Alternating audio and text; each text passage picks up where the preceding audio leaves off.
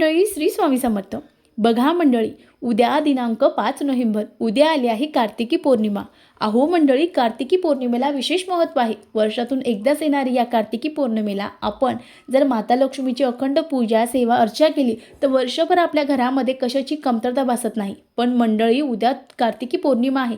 मग कार्तिकी पौर्णिमेला तुम्हाला चुकूनही या गोष्टी करायच्या नाही, अन्यथा माता लक्ष्मी तुमच्या घरातून निघून जाईल आणि दारिद्र्य आणि गरिबी हे तुमची कधी पाठ सोडणार नाही. मग त्या वस्तू कोणत्या? चला तर जाणून घेऊ. मंडळी, उद्या आपल्याला न चुकता सकाळी लवकर उठायचं आहे. अगदी 9पर्यंत 8पर्यंत चुकूनही झोपू नका. सकाळी लवकर उठायचं आहे. आपलं जे घर आहे ते पूर्ण स्वच्छ ठेवायचं आहे. घरात कुठेही तुम्हाला घाण ठेवायची नाही. त्यानंतर शक्यतो उद्या न चुकता जी लादी आहे, फरशी आहे, ती तुम्हाला पुसूनच घ्यायची आहे. याने सुद्धा आपल्या घरातील नकारात्मकता निघून जाते. त्यानंतर तुमचे जे बेसिंग आहे त्या बेसिंगमध्ये खरकटे भांडे ठेवू नका. यासोबत जे खरकट आहे ते घरात ठेवू नका. गाईला किंवा घरामध्ये मोठ्याने कुणाला बोलू नका. अपशब्द कुणाला बोलू नका. चिडचिड करू नका. शिव्या देऊ नका. यासोबत उद्या चुकणे जे मांसाहार आहे ते करू नका. घरात मद्यपान, मांसाहार चुकणे तुम्हाला करायचं नाही.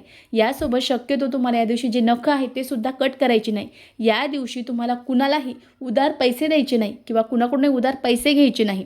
या दिवशी तुम्हाला ज्या पांढऱ्या वस्तू आहेत यासुद्धा कुणाला देऊ नका. या दिवशी जे गरीब आहेत त्यांना वस्त्रदान करा. त्यासोबत तुम्हाला जे अन्नदान आहे ते सुद्धा तुम्ही करू शकतात. याने सुद्धा माता लक्ष्मी प्रसन्न होते. तुमचा जो वापरण्याचा झाडू आहे तो सुद्धा चुकून कोणाला देऊ नका. लक्ष्मीकारक ज्या वस्तू आहेत त्यासुद्धा उद्या तुम्हाला चुकूनही कोणाला द्यायच्या नाही, अन्यथा तुमच्या घरामधून माता लक्ष्मी निघून जाईल आणि दरिद्रता तुमची अखंड पाठ धरून राहील. व्हिडिओ कसा वाटला? व्हिडिओ आवडला असेल तर प्लीज चॅनलला सपोर्ट करा. श्री स्वामी समर्थ. धन्यवाद.